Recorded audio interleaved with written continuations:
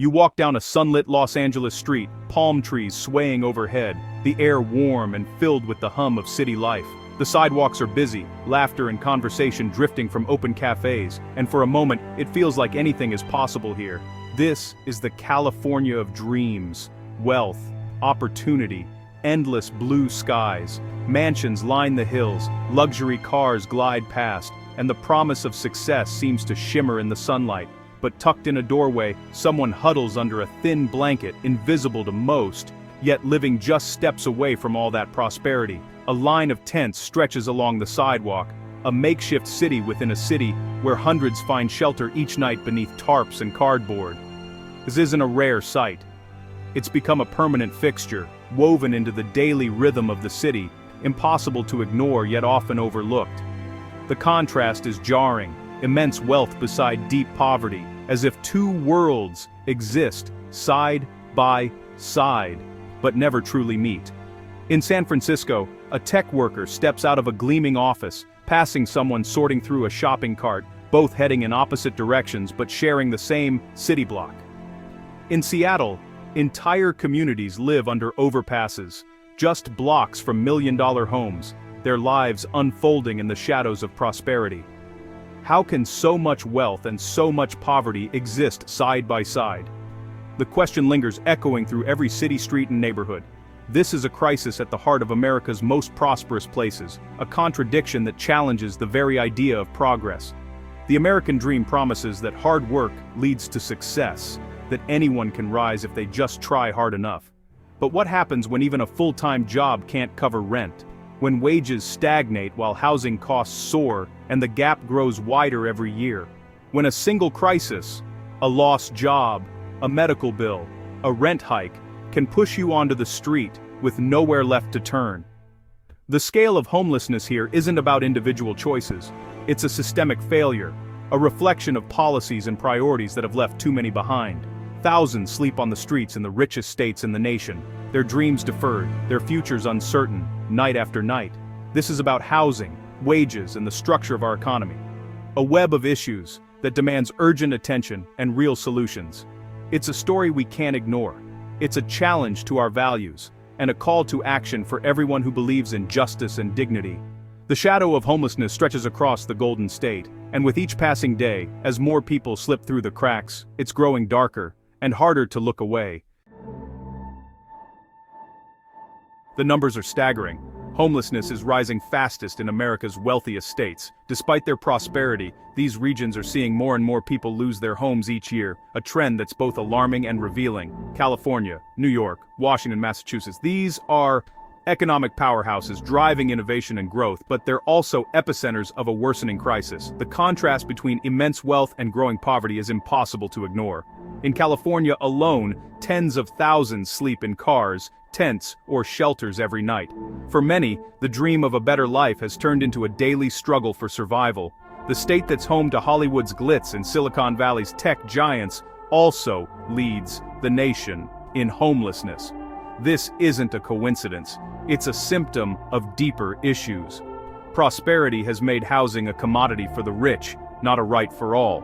Skyrocketing rents and home prices have pushed ordinary people out, creating a stark divide. The same story plays out in New York City, where the largest homeless population in the country is mostly families with children, hidden in shelters.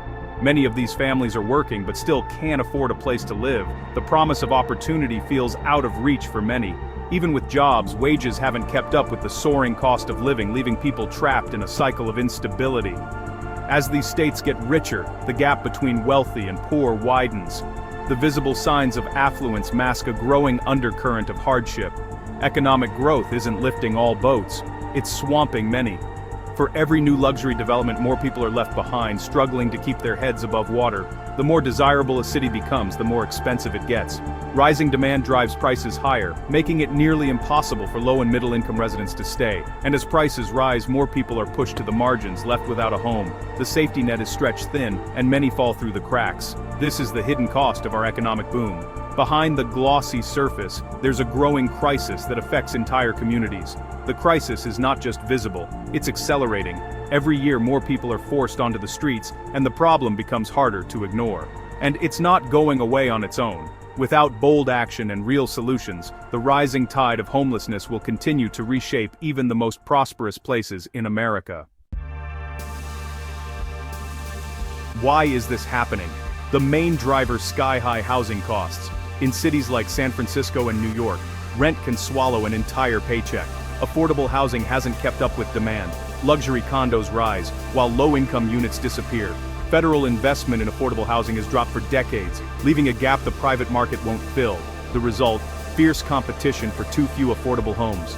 Meanwhile, stable jobs have been replaced by gig work and low-wage service jobs, with unpredictable hours and no safety net. One emergency, a medical bill, a car repair, can mean eviction. Health crises, both physical and mental, are common pathways to homelessness. Without access to care, people fall through the cracks. It's a perfect storm: housing, wages, and healthcare, all failing at once. The homeless crisis looks different on each coast. In California, the crisis is visible. Encampments line sidewalks and parks, a result of limited shelter space and a mild climate. Public debate often focuses on cleaning up public spaces, not solving the root problem. In New York, a right to shelter law means most homeless people are hidden in the nation's largest shelter system. Families spend years in shelters, waiting for affordable housing that rarely comes. California builds more shelters and tiny home villages, but these are temporary fixes. New York's vast shelter system is costly and can trap people in limbo. Both coasts struggle with the same fundamental issue: a lack of permanent, affordable housing. The approaches differ, but the crisis remains. To truly understand this crisis, we have to look beyond the statistics and see the real people behind the numbers. Every data point is a life, a family, a story unfolding on the streets of our cities. Take Maria, a single mother in San Diego. She worked full-time, sometimes even overtime, but still couldn't keep up with the relentless rise in rents. Despite her best efforts, the cost of living outpaced her wages. When her landlord raised the rent yet again, Maria and her children had no choice but to move into their minivan. Nights became a struggle for safety and privacy, their belongings packed into every corner of the car. Then there's David, a construction worker in Seattle. After a job site injury, he lost his steady income and couldn't find work that would accommodate his recovery. Disability payments barely covered the basics. With nowhere else to go, David now lives in a tent under the overpass, trying to rebuild his life from the ground up. Sarah, who aged out of foster care in Boston, juggled multiple jobs and college classes. But with no family support, she couldn't afford rent or pass strict credit checks. She bounced from couch to couch, relying on friends' kindness, her dreams and future plans put on hold as she searched for stability. These aren't stories of addiction or mental illness. They're stories of ordinary people, parents, workers, students, pushed out by high costs, unexpected setbacks, and a system that offers little help when life takes a turn. Homelessness isn't a character flaw or a personal failure. It can happen to anyone, given the wrong circumstances. It's the result of a housing market that's become detached from reality, where affordable options are disappearing and wages can't keep up. Each tent, each car, holds a story like Maria's, David's, or Sarah's. The system failed them, and it could fail any of us. Their stories could be anyone's. This crisis is deeply personal, touching every community, and it's everywhere, affecting people from all walks of life.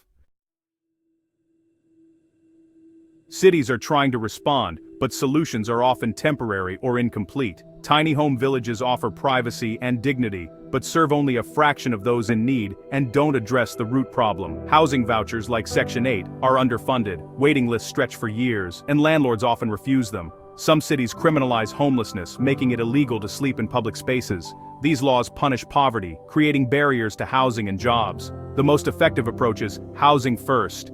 Get people into permanent homes, then offer support for health, jobs, and recovery. This model works, but scaling it up requires political will and investment. Most cities haven't committed fully.